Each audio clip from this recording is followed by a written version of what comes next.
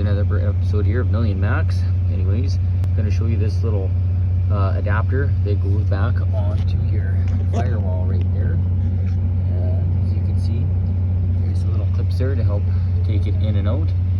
And it is on here to delete my EGR.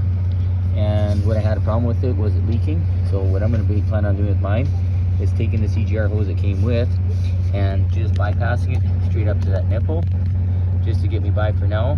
It is another added piece, and what happens over time, the O-ring inside this piece will leak and cause you to lose a bunch of antifreeze and maybe even be able to not move down the road. So hopefully this helps you out.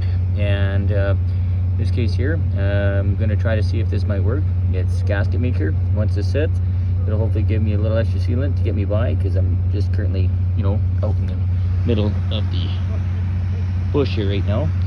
And do what you can to get yourself by.